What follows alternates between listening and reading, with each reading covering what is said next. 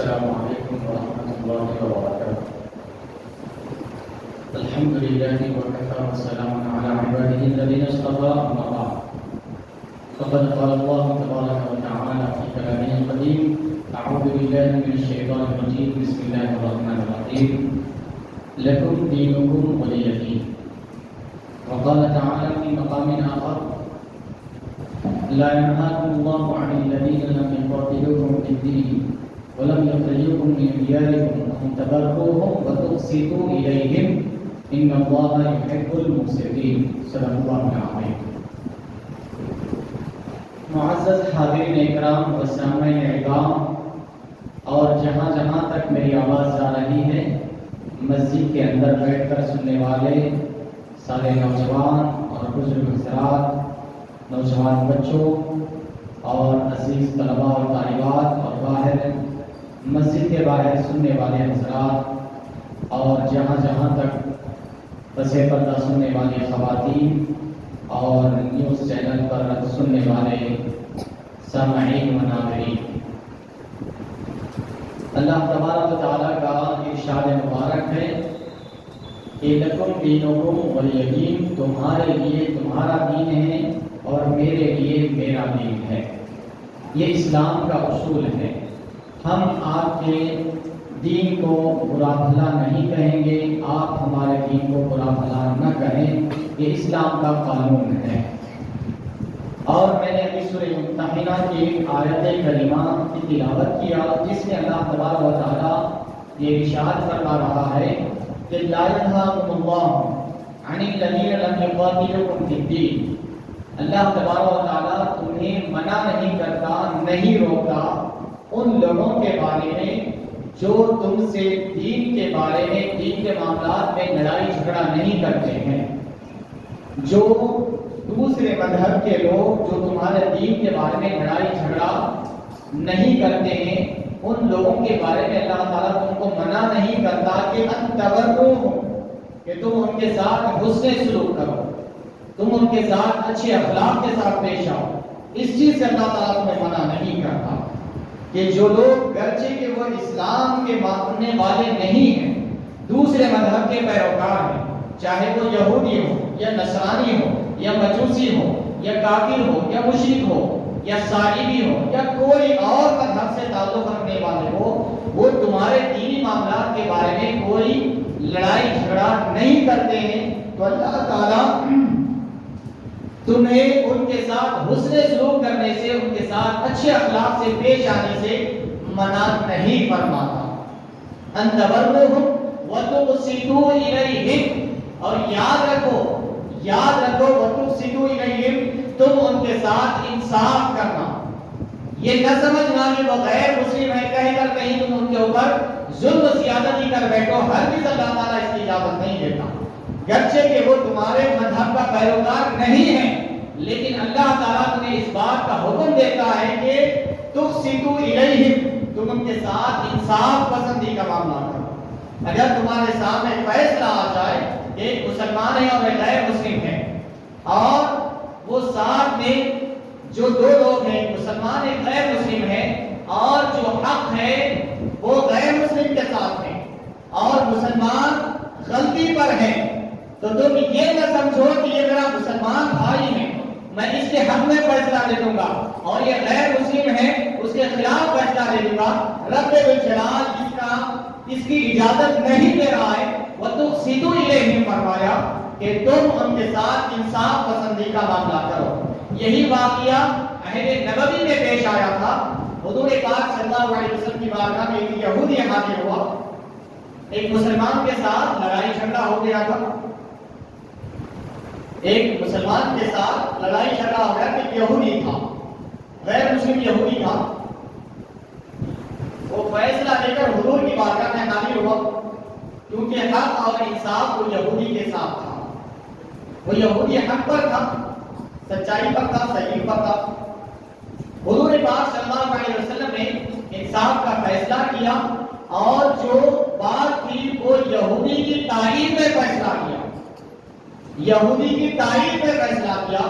اب جو صاحب مسلمان تھے وہ حضور کے فیصلے سے ناراض ہو گئے، کیونکہ حضور نے تو انصاف کیا، یہ نہیں کہا کہ یہ میرا کلمہ پڑھنے والا ہے میں اس کے سپورٹ میں بات کروں گا، یہ میرا کلمہ پڑھنے والا نہیں ہے میں اس کے خلاف فیصلہ دوں گا. یہ حضور نے سبق نہیں دیا، یہ تعلیمات نہیں دیا، بلکہ حق اور انصاف جدھر تھا اس کا فیصلہ دیا. الغرض وہ وہاں سے وہ جو مسلمان صاحب تھے وہاں سے نکل کر اس یہودی شخص کو لے کر حضرت عمر فاروق رضی اللہ عنہ کے پاس. اس نے کہا کہ تمہارے پیغمبر تو فیصلہ فرما دیے پھر مجھے یہاں کیوں نہیں جا رہے؟ اس نے کہا نہیں، عمر فاروق رضی اللہ عنہ کی عدالت انصاف ان کا بہت مشہور ہے، وہاں پر جائیں. اس نے کہا تمہارے نبی نے تو فیصلہ فرما دیا پھر وہاں کیوں؟ نہیں، ان کا فیصلہ ان کا عدل و انصاف بہت مشہور ہے، وہاں پر ہے. الغرض وہ دونوں حضرت عمر فاروق رضی اللہ عنہ کی بارگاہ میں گئے، وہاں پر جا کر سنا. تو اس نے مسلمان صاحب نے جو بھی معاملہ تھا رکھا. یہ جو یہودی شخص تھا اس نے کہا ذرا میری بھی ایک بات سن لیجیے.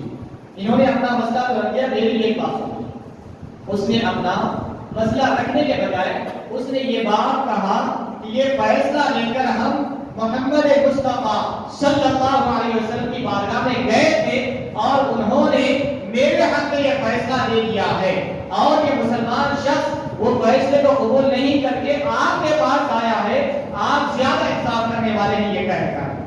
تو آپ نے بتایا ٹھیک ہے میں سمجھ گیا مسئلے کی نوعیت، میں ابھی فیصلہ کرتا ہوں.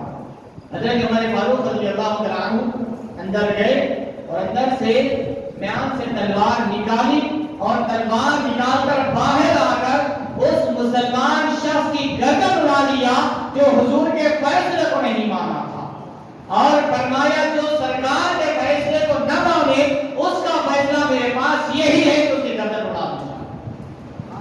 جو حضور کے فیصلے کو نہ مانے پھر وہ مسلمان کہاں سے ہے؟ اب مدینے میں یہ مشہور ہو گیا کہ عمر نے مسلمان کا قتل کر دیا، عمر نے مسلمان کا قتل کر دیا. حضور کی بارگاہ میں بات پہنچی، حضور پاک صلی اللہ علیہ وسلم نے عمر فاروق کو طلب کیا تم نے مسلمان کو کیسے قتل کیا؟ طلب کیا، بلایا. ادھر عمر فاروق رضی اللہ تعالیٰ حضور کی بارگاہ میں ابھی پہنچے نہیں، ابھی پہنچنے والے ہیں. ادھر سے اللہ تعالیٰ نے جبرائیل امین علیہ السلام کے ذریعے وحی نازل فرمائی. اس کے بعد اللہ تعالیٰ نے وحی میں یہ ارشاد فرمایا فلا وربک لا یؤمنون حتی یحکموک فیما شجر بینہم ثم لا یجدوا فی انفسہم حرجا مما قضیت ویسلموا تسلیما. اے حبیب آپ کے رب کی قسم ہے وہ شخص ہرگز مسلمان نہیں ہو سکتا جو آپ کے فیصلے کو قبول نہ کرے وہ ایمان والا ہی نہیں ہے. عمر نے کسی مسلمان کو قتل نہیں کیا، عمر نے اس شخص کو قتل کیا جس نے آپ کا فیصلہ نہ مان کر کافر بن گیا تھا، اس کا قتل کیا وہ مسلمان رہا ہی نہیں.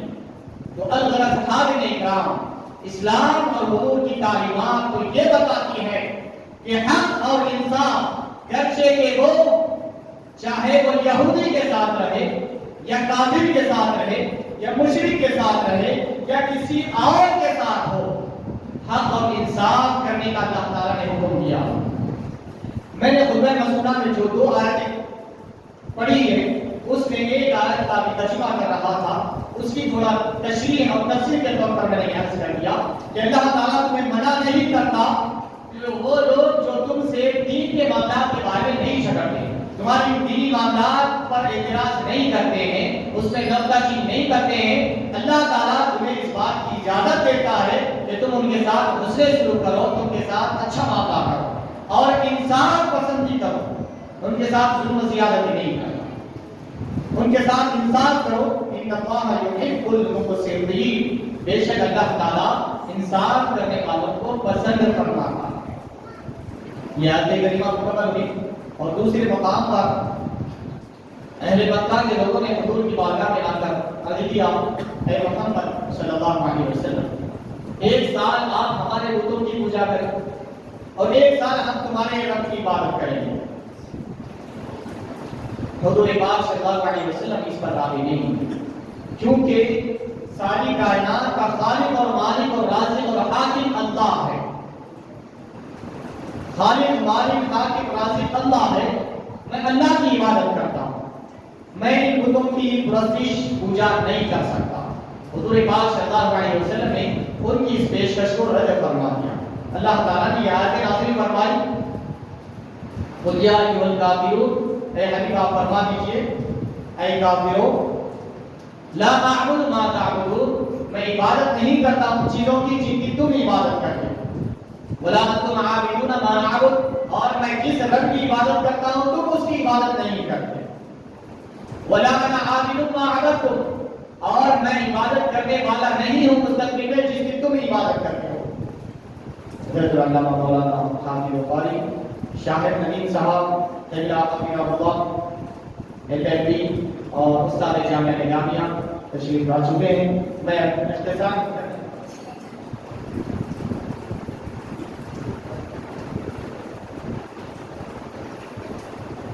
اختتام کی طرف آ رہا ہوں۔ صرف میں چند باتیں جو ضرور تھی وہ عرض کرنا مناسب سمجھتا ہوں۔ تو الغرض وَلَا أَنَا عَابِدٌ مَا عَبَدتُّمْ، اور میں عبادت نہیں کروں گا ان چیزوں کی جن کی تم عبادت کرتے ہو، یعنی نہ اب کروں گا نہ فیوچر میں مستقبل میں کروں گا۔ وَلَا أَنتُمْ عَابِدُونَ مَا أَعْبُدُ، اور تم بھی عبادت نہیں کرو گے میں جس کی عبادت کرتا ہوں۔ لَكُمْ دِينُكُمْ وَلِيَّ دِينِ، اے حبیب آپ فرما دیجئے تمہارا دین تمہارے لیے، میرا دین میرے لیے، تمہارا دین تمہیں مبارک، میرا دین مجھے مبارک۔ یہ اسلام کا اصول ہے۔ ہم آپ کے دین پر کیچڑ نہیں اچھالیں گے، آپ ہمارے دین پر کیچڑ نہیں اچھالیں، یہ اصول ہے اسلام کا۔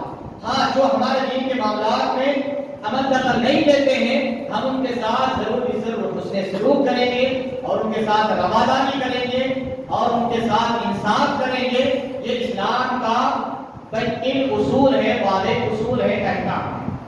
میں اتنا سب کہنے کا مقصد یہ ہے کہ آج کا ہمارے علامہ کا جو عنوان ہے اس عنوان کی تمہید کے طور پر میں نے کہا کہ ہمارے مولانا شاہد ندیم صاحب کا عنوان ہے غیر مسلم کے ساتھ رواداری حضور پاک صلی اللہ علیہ وسلم کی زندگی میں، اسوہ نبوی میں غیر مسلموں کے ساتھ رواداری۔ کہ حضور پاک صلی اللہ علیہ وسلم نے صرف مسلمانوں کا بھلا نہیں کیا بلکہ حق اور انصاف کی بات جہاں دیکھی وہاں پر حضور نے اسلام بھی نہیں دیکھا، اگر غیر مسلم کے حق میں اگر انصاف ہے تو ادھر آپ نے فیصلے کیے۔ یہ حضور پاک صلی اللہ علیہ وسلم کی ساری زندگی آپ کے فیصلے شاہد ہے اس بات کا۔ تو یہ آپ کا عنوان ہے۔ اور ایک دوسرا عنوان میں نے مولانا سے یہ بھی گزارش کیا کہ حضور پاک صلی اللہ علیہ وسلم کی ذات گرامی غیر مسلموں کی نظر میں یہ غیر مسلم مفکرین اور بڑے بڑے حضرات جنہوں نے حضور پاک صلی اللہ علیہ وسلم کو خراج عقیدت پیش کیا، حضور پاک صلی اللہ علیہ وسلم کی زندگی کو پڑھا اور سمجھا اور حضور کی شان میں کچھ الفاظ کہے، چاہے وہ نثر میں ہو یا نظم میں ہو یا حضور کی تعریف میں ہو، ایسے کچھ اس عنوان پر بھی میں نے مولانا کے سامنے معاہدہ رکھا۔ تو یہ آج کے عنوان کے تحت یہ ہمارے لیے شرف ہے۔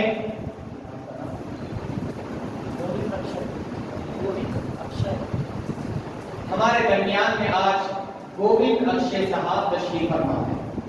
یہ میری تمہید کا سارا مقصد یہی تھا کہ گووند اکشے صاحب ہمارے درمیان میں تشریف فرما ہے اور یہ کوئی نئے آدمی نہیں ہے، یہ پرانے ہی ہے۔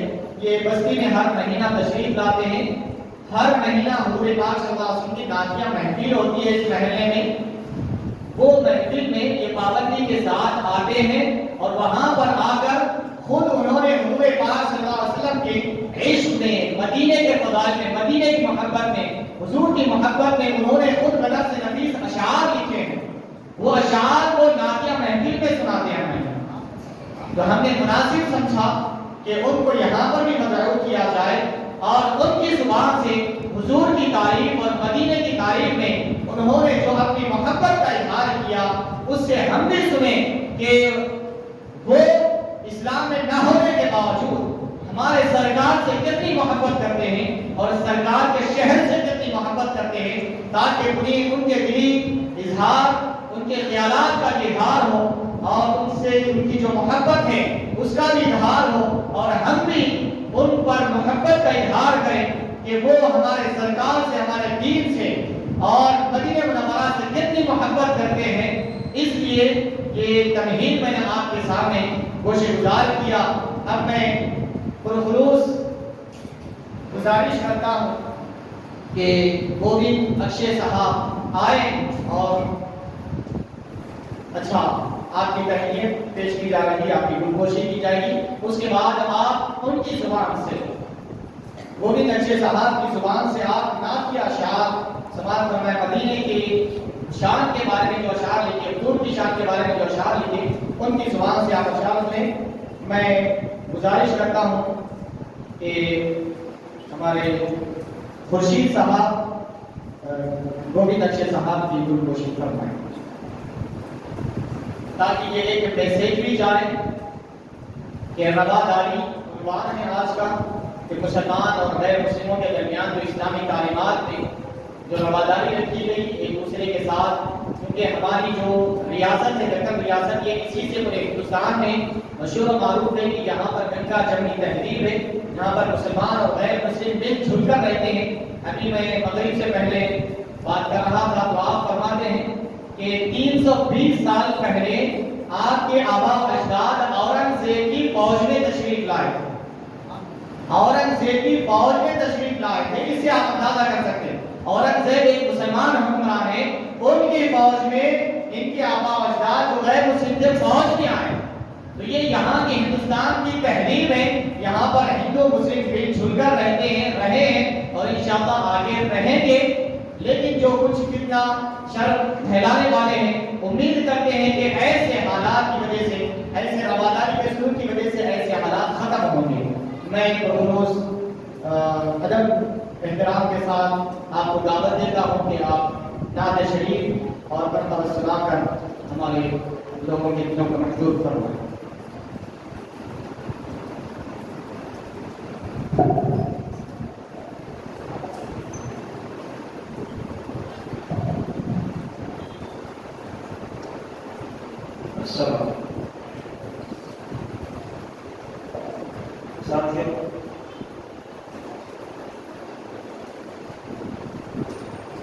صاحب کا اور یہ روحانی طاقتوں کا اثر ہے کہ میں یہاں آپ کے بیچ اپستھت ہوں، آپ کے سامنے موجود ہوں. ابھی صاحب نے بہت اچھی تقریر کی. آج کا جو عنوان تھا اس پر بہت اچھے خیالات کا اظہار کیا اور میں شکریہ ادا کرتا ہوں ہمارے جبیر صاحب کا. ایک دن میں اچانک، کیونکہ جبیر صاحب کی نعتیں سن چکے ہیں، کیونکہ تمام نعتیہ محفلوں میں طرح جو مشاعرے ہوتے ہیں اس میں کلام لکھنا اور پیش کرنا یہ ہمارا کام ہے. اور اکثر میرا تجلس ہے، اکثر کے نام سے میں اپنی نعتیں وغیرہ لکھتا رہتا ہوں. تو اچانک جبیر صاحب کو بھی فون لگ گیا اور جبیر صاحب نے سارے سے بات چیت کر کے انہوں نے کہا کہ ہاں مجھے بلایا ہے، ان کا بھی شکریہ ادا کرتا ہوں. بھائی سر یہ روحانی طاقتوں کا ہی اثر ہوتا ہے، کیونکہ ایک شعر اور ایک نقلہ اور ایک مطلب یہ کہ میں ہندو ہوں مگر مجھ کو، میں ہندو ہوں مگر مجھ کو محبت ہے محمد سے. میں ہندو ہوں مگر مجھ کو محبت ہے محمد سے. وہ میرے دل میں رہتے ہیں مجھے وہ یاد آتے ہیں. وہ میرے دل میں رہتے ہیں مجھے وہ یاد آتے ہیں. کوئی بھی اپنی مرضی سے، کوئی بھی اپنی مرضی سے یہاں آتا نہیں اکشے. کوئی بھی اپنی مرضی سے یہاں آتا نہیں اکشے. وہی آتے ہیں سر کے بل جنہیں آقا بلاتے ہیں.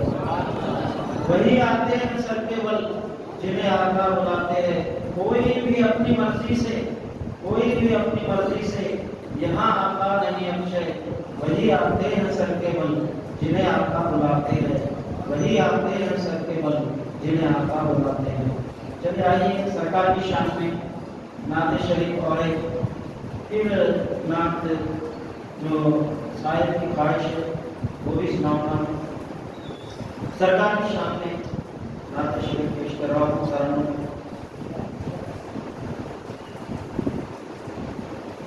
आप पर जान है कुर्बान मदीने वाले, आप पर जान है कुर्बान मदीने वाले,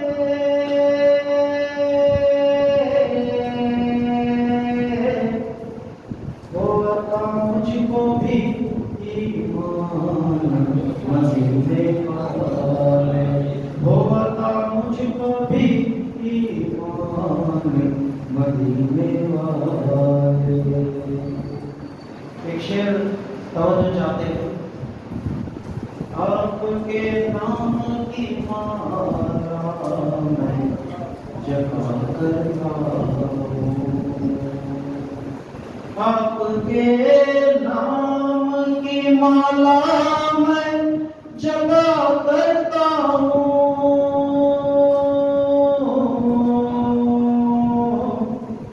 मुश्किलें होती हैं आसान मदीने वाले, मुश्किलें होती हैं आसान मदीने वाले, आपके नाम की माला मैं जपा करता हूँ।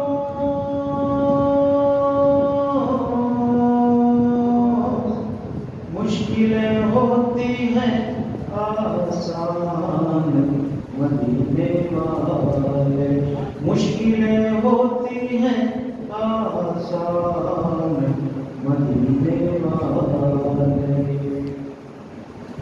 और ये शेर भी याद चाहते हैं। आपके नाम की भिक्षा जिसे मिल जाती है, आपके नाम की भिक्षा जिसे मिल जाती है,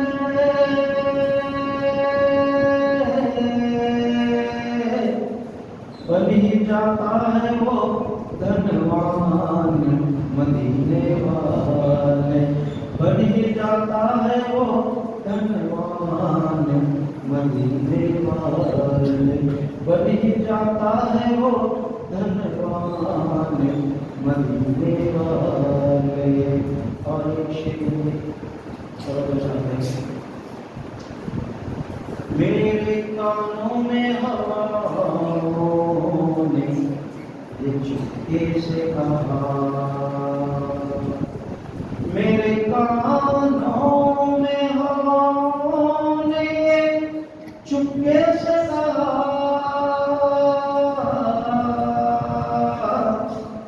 है किताब पे रहमान मदीने वाले, है किताब पे रहमान मदीने वाले।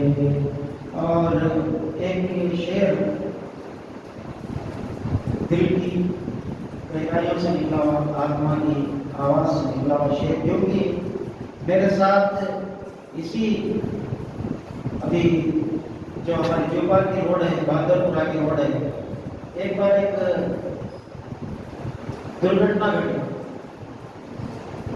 मैं उस रोड से आ रहा था और मेरे पास हीरो होंडा स्प्लिट थी पहले, और वो हीरो होंडा स्प्लिट एक लॉरी से टकरा गई, दुर्घटना घट गई और गाड़ी चकनाचूर हो गई, और मुझे कोई शक्ति सीने में प्रवेश करके बाजू खड़ा कर दी। और एक शेर हुआ देखिए, और जब दुर्घटना घटी लोग आके मेरे से ही पूछ रहे वो दुर्घटना हुआ सवाल माना है, बड़ी अजीब दुर्घटना। एक नई जिंदगी मुझको मिली तुम्हारे कारण, एक नई जिंदगी मुझको मिली तुम्हारे कारण,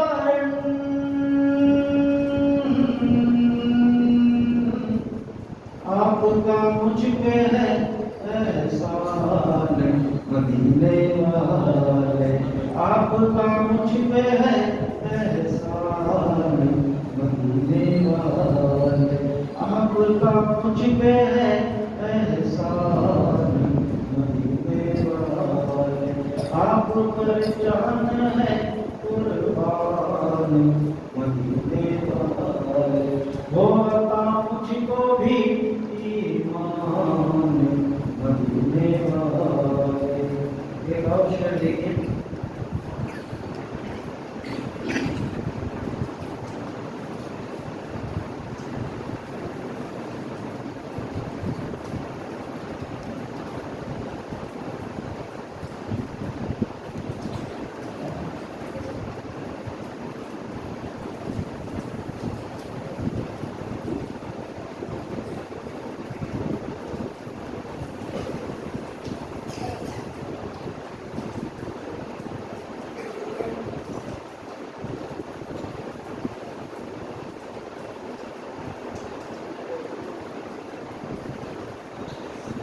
دل کے آئینے میں دیکھوں میں تمہاری صورت،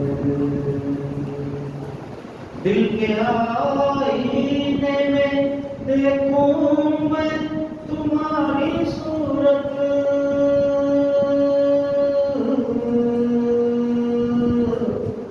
یہ میرے دل کا ہے ارمان مدینے والے، یہ میرے دل کا ہے ارمان مدینے والے، یہ میرے دل کا ہے ارمان مدینے والے۔ اور بنتا ہے آپ کی شان میں جب نعت لکھی اکشر میں، آپ کی شان میں جب نعت لکھی اکشر نے،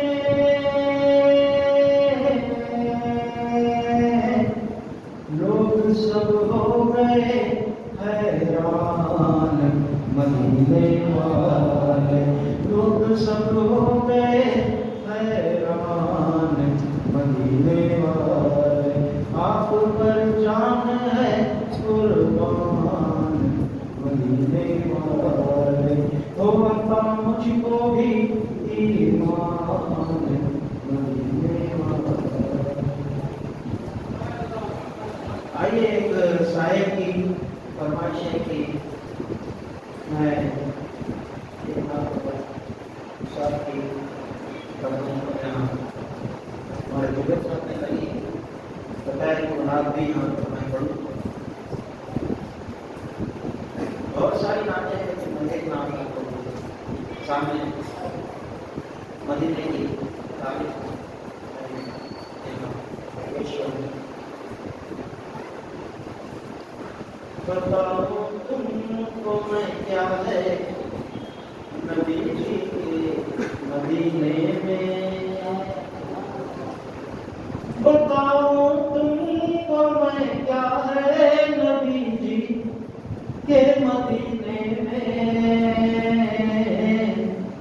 بسا کون ہے سارا ہے نبی جی کے مدینے میں، بسا کون ہے سارا ہے نبی جی کے مدینے میں، مجھے کیا چاہیے بس ایک طرف کا بھر دریا، مجھے کیا چاہیے بس ایک کرم کا پھول بھر دریا، کرم کا بہتا دریا ہے نبی جی کے مدینے میں، کرم کا بہتا دریا ہے نبی جی کے مدینے میں۔ اور یہ شعر پر بھی توجہ چاہتے ہیں، چلے آؤ ستاروں نور بٹتا ہے اسی در پہ،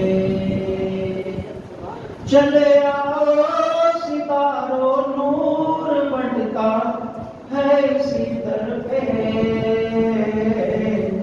اجالا ہی اجالا ہے نبی جی کے مدینے مدینے میں اجالا ہی اجالا ہے نبی جی کے مدینے میں چلے آؤ ستاروں نور بڑھتا ہے اسی در پہ اجالا ہی اجالا ہے نبی جی کے مدینے میں اجالا ہی اجالا ہے نبی جی کے مدینے میں. اور یہ شعر پر بھی توجہ چاہوں گا آپ لوگوں کی. مجھے جنت کا دروازہ یہیں پہ تو نظر آیا مجھے جنت کا دروازہ یہیں پہ تو نظر آیا خدا جنت کا رستہ ہے نبی جی کے مدینے میں خدا جنت کا رستہ ہے نبی جی کے مدینے میں. اور یہ شعر بھی بڑا پیارا شعر دیکھیے توجہ چاہوں گا آپ لوگوں کی. وہیں آ جائے ملک الموت تیرا بھی بھلا ہوگا وہیں آ جائے ملک الموت تیرا بھی بھلا ہوگا سکون سے مجھ کو مرنا ہے نبی جی کے مدینے میں وہیں آ جائے ملک الموت تیرا بھی بھلا ہوگا سکون سے مجھ کو مرنا ہے نبی جی کے مدینے میں سکون سے مجھ کو مرنا ہے نبی جی کے مدینے میں.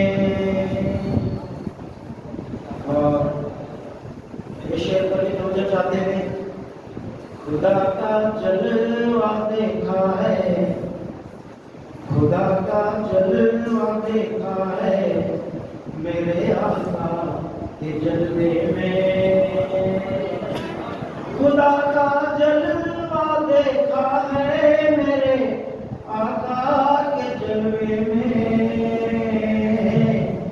نہایت کوئی پردہ ہے نبی جی کے مدینے میں نہایت کوئی پردہ ہے نبی جی کے مدینے میں نہایت کوئی پردہ ہے نبی جی کے مدینے میں. اور مقطع پیش کرتا ہوں سبھی کا دھیان چاہتے ہیں سبھی توجہ چاہتے ہیں. بدن ہے ہند میں میرا تڑپنے کے لیے اکشے بدن ہے ہند میں میرا تڑپنے کے لیے اکشے مگر دل ڈوبا رہتا ہے نبی جی کے مدینے میں مگر دل ڈوبا رہتا ہے نبی جی کے مدینے میں بدن ہے ہند میں میرا تڑپنے کے لیے اکشے مگر دل ڈوبا رہتا ہے نبی جی کے مدینے میں. بتاؤ تم کو نہ کیا ہے نبی جی کے مدینے میں بسا کون ہے سارا ہے نبی جی کے مدینے میں.